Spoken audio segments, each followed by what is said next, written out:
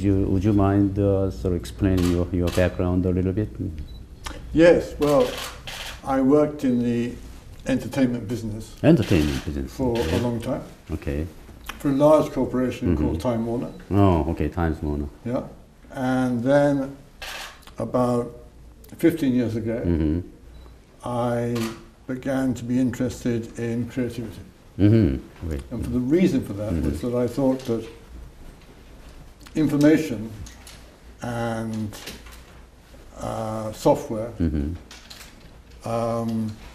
was not enough to explain the success of a country or the success of an economy. There was something missing. Something missing there.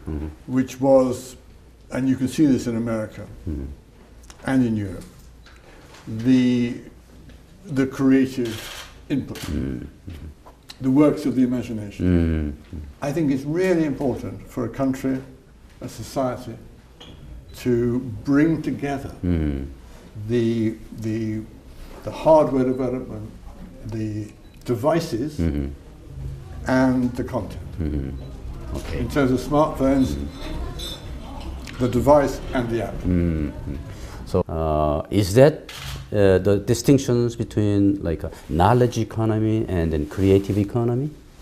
I think the knowledge economy is primarily about knowledge as a fact, as an object. And I think the creative economy is dealing very often with subjective matters of aesthetics, design, content, which is not knowledge, entertainment, games, films, songs, books. Sometimes they're knowledge, but sometimes it's a story, it's a narrative, it's a dance, it's something which is beautiful. It's a beautiful object. The knowledge is not the main thing. Sort of spiritual or religious kind of culture is built in Korea's history and culture. Could it be a good part of the like ingredients in making the creative economy? This is a very important question and a very difficult one to answer. It is true that more and more work, whether it's creative or innovative, is done on a collaborative basis. Collaborative. By particularly a youth culture or a group of people who say, we want to do something different. And that may be something that is acceptable to the majority. Majority or older people. Yes, or it may not be. May not be, right. May not be. Right. In America, you tend to do what you want to do regardless of what the impact will be, because you don't know the impact. You are absolutely free to do you're free. Whatever you want to do. It's a balance, I think, between being aware of impact, but also having some freedom to do something that others may find either strange or weird or disturbing. And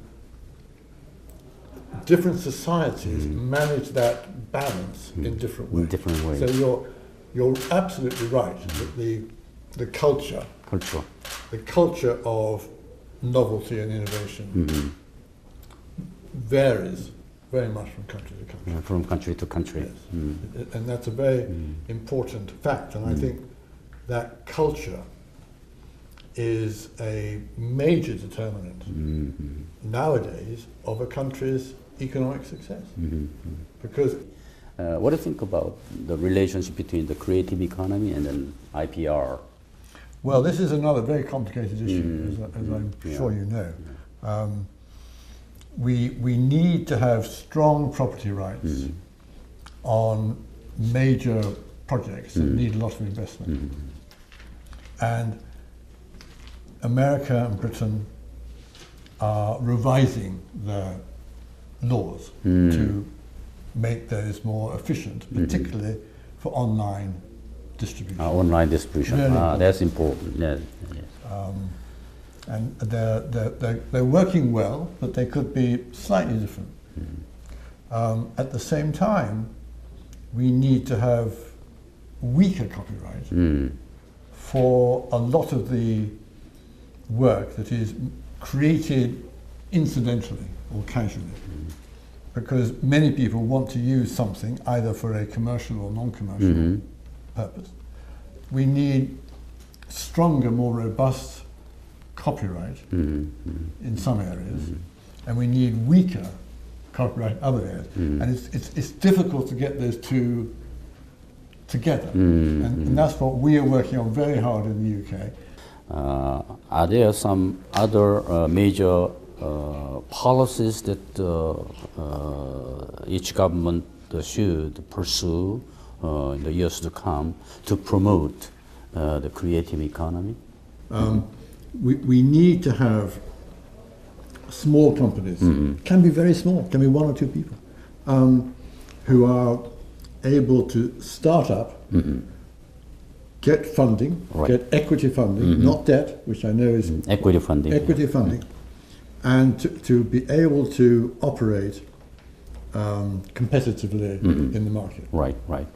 And we in the UK spend a lot of time on this, and we apply competition policy to make sure the terms of trade between the small company and the big company are fair. They're not equal. They are not equal, but but they've got to be fair. Fair and for instance, when a small company and a big company sign a contract, the big company normally says, whatever you have, we will buy all of it. Okay. And the small company then becomes a freelance supplier. Right.